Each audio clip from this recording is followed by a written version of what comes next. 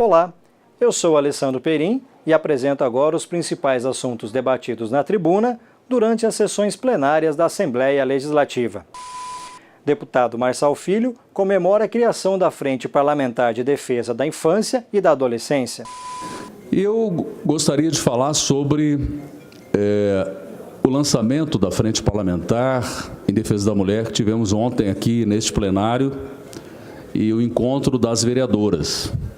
Foi realmente um evento magnífico, principalmente no sentido da participação. Tivemos aqui representantes femininas de todos os poderes legislativos do Estado, de todas as câmaras do nosso Mato Grosso do Sul. Então, eu gostaria muito de agradecer a todas essas vereadoras que aqui estiveram, que abrilhantaram o nosso evento e também agradecer a participação de mulheres que têm destaque na sociedade. Tivemos aqui uma juíza, uma magistrada, que trabalha muito nessa questão da violência contra a mulher. Tivemos aqui o desembargador, doutor Alexandre, que fez uma brilhante exposição aqui. O desembargador doutor Alexandre representou o Tribunal de Justiça ontem, aqui no nosso evento. Tivemos também uma delegada de defesa da mulher, que atua muito também na repressão ao crime contra as mulheres. Tivemos a presença da Marisa Serrano, que foi minha colega deputada federal. Depois disputamos o governo do Estado juntos, temos uma história política, eu e Marisa Serrano. Depois ela foi para o Tribunal de Contas e hoje é aposentada, mas não deixa de atuar, tanto que esteve aqui fazendo uma brilhante palestra, uma brilhante exposição em relação aos direitos das mulheres. Também a primeira-dama do Estado de Mato Grosso do Sul, Fátima Zambuja, também se fez presente.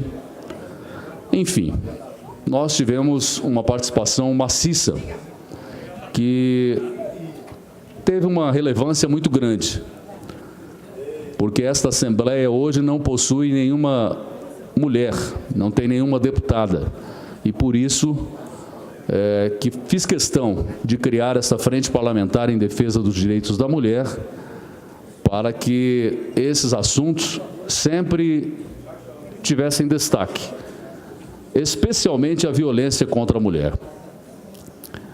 Como nós já falamos aqui reiteradas vezes, é uma questão cultural. A Lei Maria da Penha veio, foi importante, a medida protetiva prevista no nosso ordenamento jurídico também é algo de suma importância, mas isso não fez com que diminuísse a violência contra a mulher, o número de feminicídios até aumentou.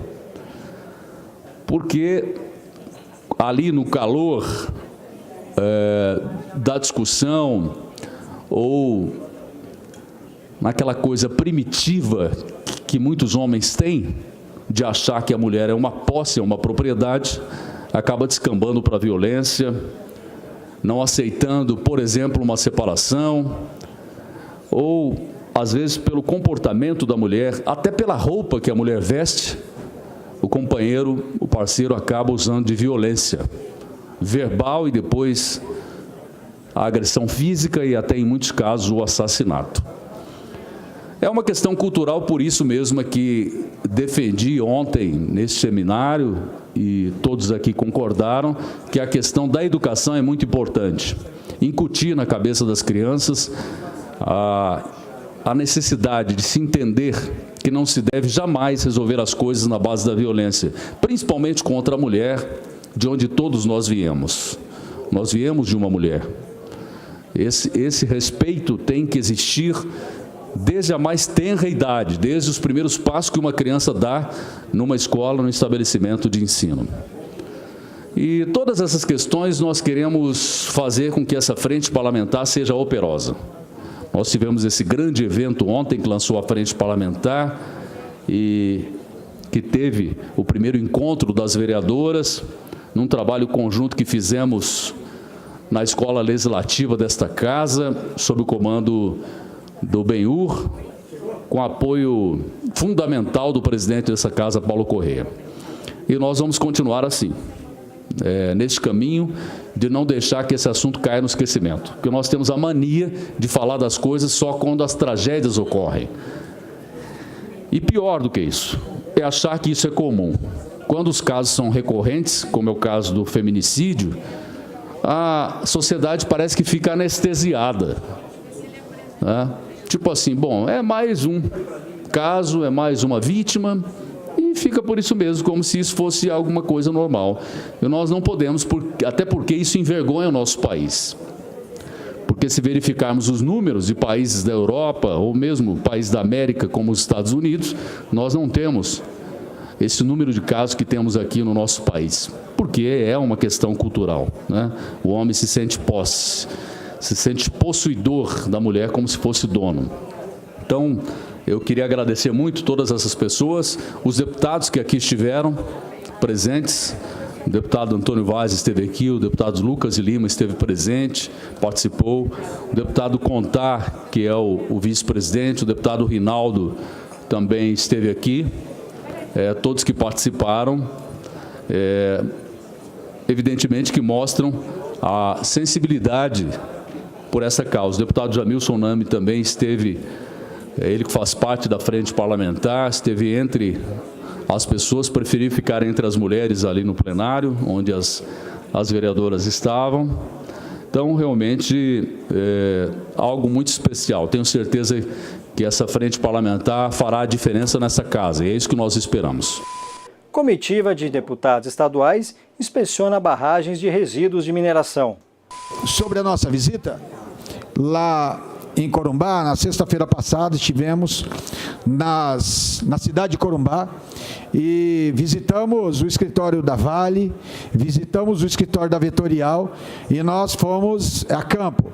Estivemos na barragem do Gregório, da Vale, observamos algumas questões importantes. Lá na barragem do Gregório, algumas características que nós encontramos, é a maior barragem ali da região do Pantanal. E ela tem algumas particularidades. Por exemplo, a barragem ela é colocada abaixo dos refeitórios, dos postos de trabalho, do escritório, do refeitório, da instituição, deputado Evander, da empresa. Então, a barragem é abaixo. Então, é uma coisa importante que os colegas precisam saber. Em caso de rompimento, o que aconteceu em Brumadinho não vai atingir o escritório e nem mesmo o refeitório da empresa. Em caso de rompimento da barragem da Vale, pelo que eles nos passaram, em torno de 30 minutos é o tempo para chegar ao primeiro lugar que tem vida humana, que no caso são três balneários, ali do rio Piraputangas.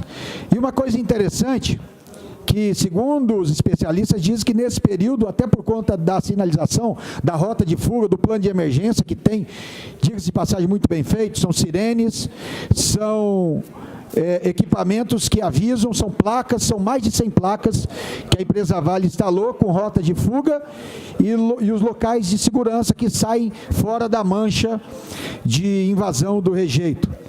Então, uma coisa interessante que nós observamos, o plano de emergência é bem feito.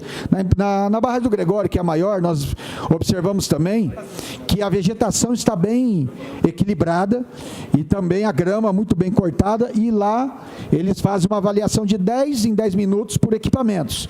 E a avaliação visual todos os dias por especialistas. Então, isso nos dá uma certa, entre aspas, tranquilidade. Mas é uma tranquilidade que não é absoluta, porque qualquer obra ela pode sofrer avarias. E uma coisa interessante que na barragem do Gregório, apenas 50% da capacidade está sendo utilizada. Então, só 50%, e estão fazendo esse controle através dos piezômetros, que são equipamentos para medir a pressão e também equipamentos que medem a quantidade de rejeitos. Então, é um cenário positivo que nós encontramos lá na barragem da Vale, que é a maior barragem ali do Gregório. Ali existem 3 cenários. O primeiro cenário, em caso de rompimento da barragem, De segunda, já vou conceder a parte de Vossa Excelência, deputado Evandro, que esteve conosco e conhece bem a região. No primeiro cenário, de segunda a sexta-feira, a totalidade de pessoas cadastradas, de moradores ali, pode chegar a 199 pessoas cadastradas, para ser mais exato. No segundo cenário, no sábado, essa quantidade de pessoas, por conta do balneário, pode chegar em torno de 300 a 340 pessoas. E no domingo, que é o cenário mais preocupante, que pode chegar até em torno de 600 pessoas. Mas ali o próprio relevo acaba protegendo, porque ali existe um vale grande que pode segurar, inclusive, os rejeitos. Então, para finalizar essa parte da Vale, passar a parte para o deputado Evander, é claro, o risco existe, e se acontecer, inclusive, vai ser muito ruim para o córrego Piraputangas, que é onde fica esses balneários. Mas nós percebemos que a empresa está cumprindo rigorosamente com aquilo que a Agência Nacional de Mineração, que o IMASU, está determinando para eles. Eu concedo a palavra ao deputado Evandro. Muito obrigado, deputado Herculano. Parabéns por sua fala. Retrata, na verdade, aquilo que nós vimos lá em Corumbá, tanto nas barragens da Vetorial quanto da Vale. E o que nós temos que continuar cobrando, evidentemente, o deputado Lucas Lima, que esteve presente, é o acompanhamento. Eu acho que nós deveríamos, como comissão, solicitar do IBAMA e do IMASU o nome dos técnicos que fazem essa vistoria periódica, e que eles, ao longo do tempo, encaminhassem os relatórios do acompanhamento e das ações que são desenvolvidas à frente das barragens lá. Até porque lá em Mariana e também em Brumadinho, parecia que estava tudo bem e, infelizmente, aconteceu aquela tragédia. Mas uma das alternativas eu apresentei hoje aqui, caro deputado Herculano, de se aproveitar o rejeito. Encaminhei um pedido de estudo para o prefeito de Corumbá, Marcelo Yunes, para que a gente possa estudar alternativas de utilizar os rejeitos para fazer base de rodovias e também fazer tijolos desse material para moradias populares. Seria uma alternativa de se estudar esse caminho. Mas o que Vossa Excelência retratou é a realidade. Acho que até amanhã nós terminamos esse relatório para divulgar para a população, para a imprensa, de cumprir o nosso papel aqui como deputados, de defender a população do Mato Grosso do Sul. Parabéns pelo seu discurso e vamos encerrar esse relatório e continuar com o acompanhamento, pedir ao IBAMA que nos informe os técnicos e que periodicamente passe para a gente esse relatório. Muito obrigado. Se me permite uma pequena parte, deputado Herculano. Sim, ainda tenho dois minutos, permito. Que estive com o Evander e o deputado Herculano também lá nas barragens, o nosso questionamento e a nossa dá uma importância, claro que as pessoas que moram naquela região, mas o importante também é que a gente não viu nenhuma contrapartida, nem da Vale e nem da Vetorial, referente ao meio ambiente. O que aquilo ali tudo causa no meio ambiente? São muitos córregos que estão se esvaziando, alguns secos já, nascentes que foram secas, o rio Piraputanga, agora o córrego Piraputanga também, que vai praticamente, os peixes que morrem naqueles locais, entendeu? Enfim, tudo que causa no meio ambiente. É importante a gente colocar nesse relatório e trazer também para a discussão nessa casa esse fator, essa contrapartida que teria que ter a Vale e a Vetorial também ali na região de Corumbá. Legal, deputado Lucas de Lima, incorporo ao meu pronunciamento, e bem lembrado, inclusive está anotado dentro das minhas anotações que nós fizemos lá, essa questão de fortalecer a solicitação da Assembleia Legislativa através da Comissão de Vossa Excelência, para que as empresas possam ser mais parceiras na questão da contrapartida ao meio ambiente. Muito obrigado. Deputado Pedro Kemp repudia comemorações aos 55 anos do golpe que deu início a uma ditadura militar no país. Eu gostaria de iniciar o meu pronunciamento fazendo a leitura aqui de uma manifestação da senhora Rose Nogueira, ex-militante de esquerda, jornalista, que foi presa em 4 de novembro de 1969 portanto, em pleno período de exceção, em pleno período da ditadura militar no Brasil, foi presa em São Paulo. E hoje ela vive na mesma cidade como militante dos direitos humanos. Escreveu assim a senhora Rose: sobe depressa, Miss Brasil, dizia o torturador enquanto me empurrava e beliscava minhas nádegas escada acima no DOPS. Eu sangrava e não tinha absorvente. Eram os 40 dias do parto. Na sala do delegado Fleury, num papelão, uma caveira desenhada e embaixo as letras EM, de Esquadrão da Morte. Todos deram risada quando entrei. Olha aí a Miss Brasil, pariu no outro dia e já está magra, mas tem um quadril de vaca, disse ele. Um outro: só pode ser uma vaca terrorista.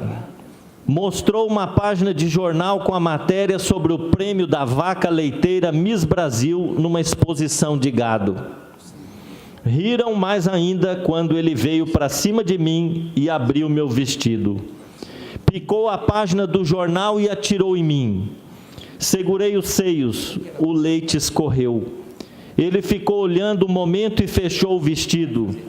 Me virou de costas, me pegando pela cintura, e começaram os beliscões nas nádegas, nas costas, com o vestido levantado. Um outro segurava meus braços, minha cabeça, me dobrando sobre a mesa. E eu chorava, gritava, e eles riam muito, gritavam palavrões. Só pararam quando viram sangue escorrer nas minhas pernas. Aí me deram muitas palmadas e um empurrão. Passaram-se alguns dias e subi de novo.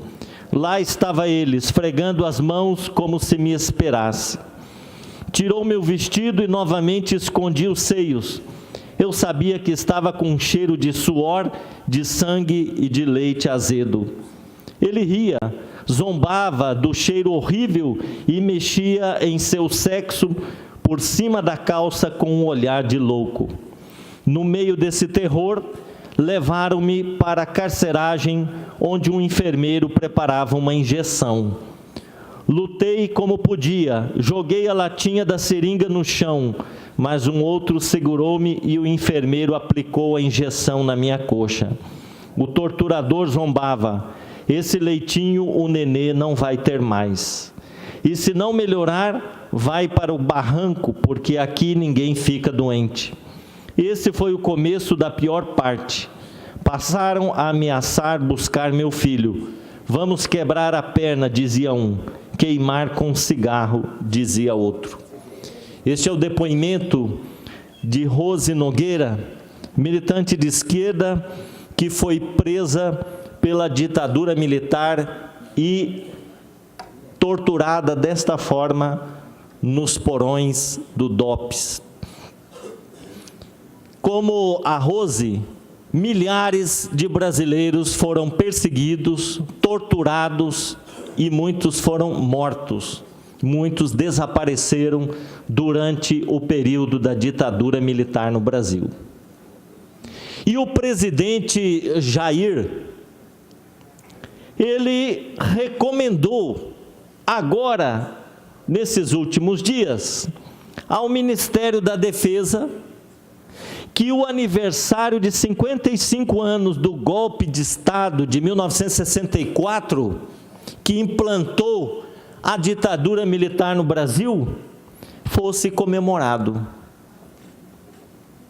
O presidente da República pediu para o comando do Ministério da Defesa festejar a data de 31 de março, que lembra o golpe militar que implantou essa ditadura terrível aqui no Brasil. Que sentimento tem esse presidente quando pede para as Forças Armadas festejarem uma triste data da história do Brasil que não pode ser esquecida, que tem que ser lembrada, mas nunca festejada?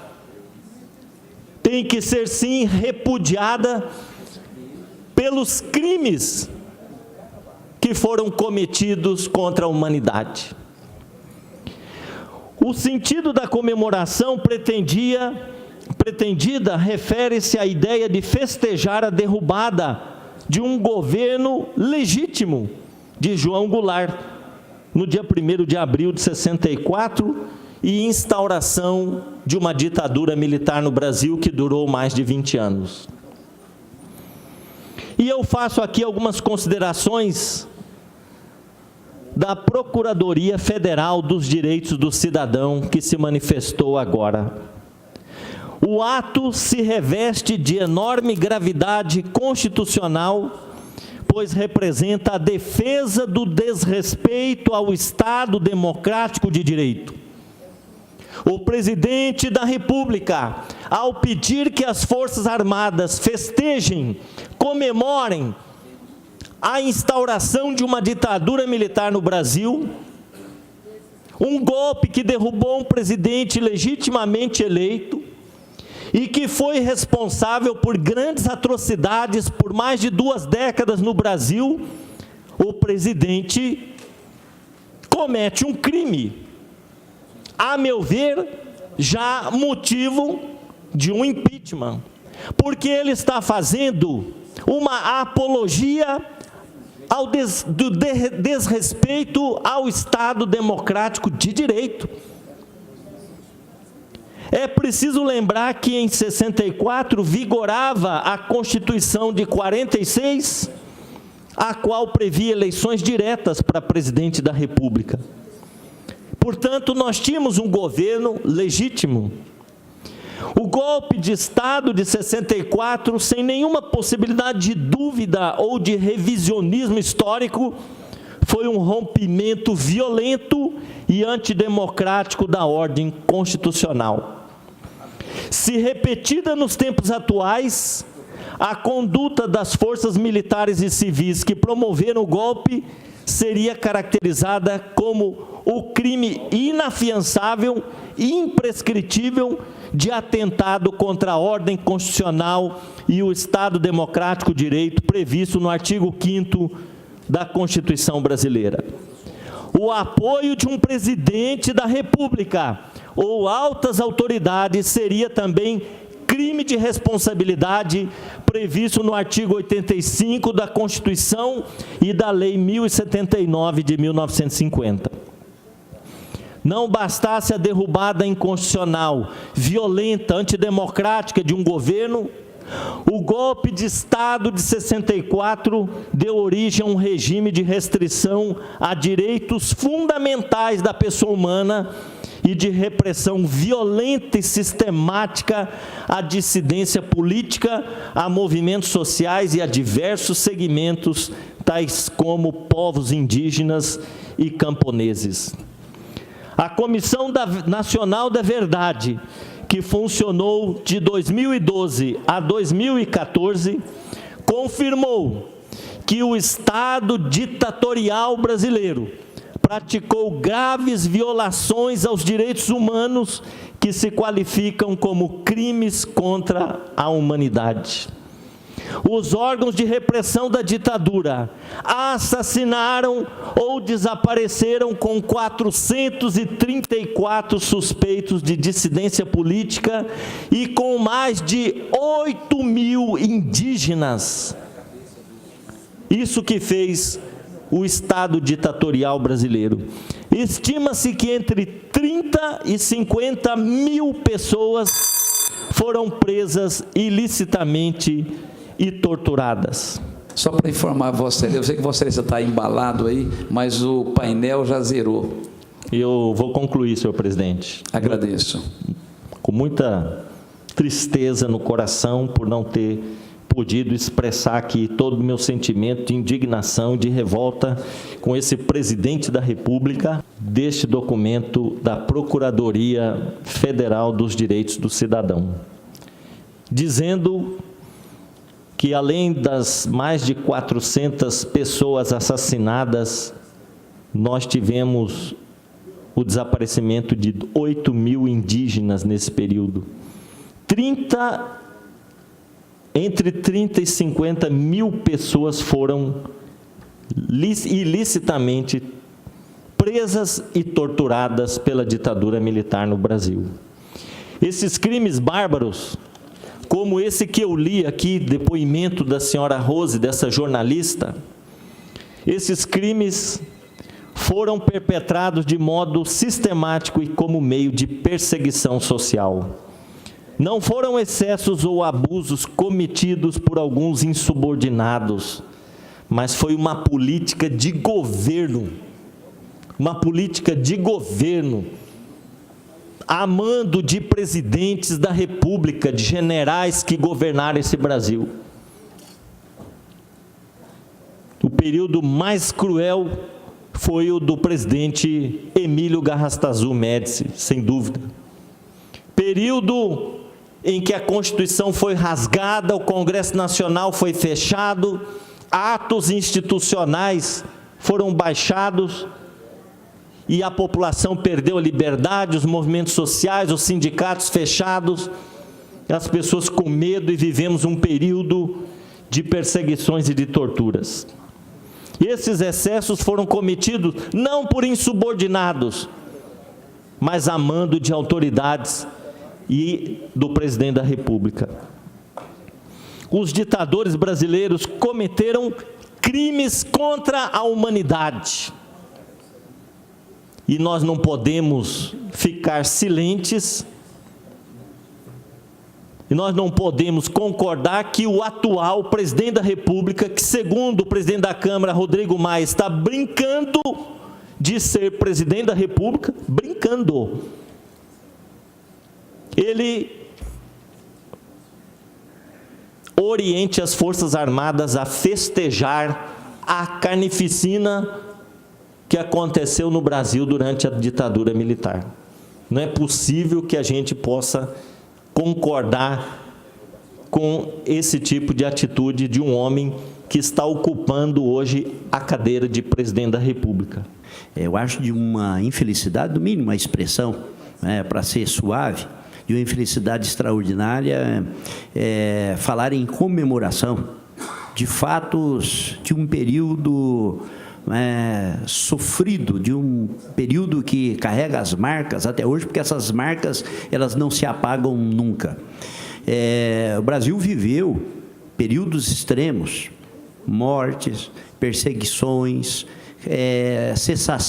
cassação de direitos políticos, ausência total de liberdade de imprensa, desaparecimento de pessoas que as famílias sequer conseguiram chorar os seus mortos, cujos corpos só foram alguns encontrados, outros até hoje não encontrados, e revelados que foram mortos nas dependências do DOI-CODE. Então, os relatos que nós temos de sobreviventes, pessoas que estiveram presas, de parentes de vítimas desse período, não nos dá nenhuma oportunidade de comemoração.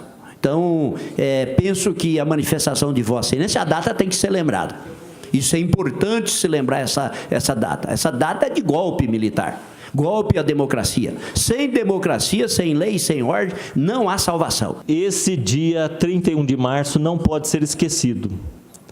Esse dia deve ser um dia de reflexão para que o Brasil nunca mais permita que a ordem democrática seja desrespeitada, rompida, e que nunca mais a gente tenha uma ditadura no Brasil. O programa TV Aberta fica por aqui. Obrigado pela sua companhia. Aproveite e siga as nossas mídias sociais.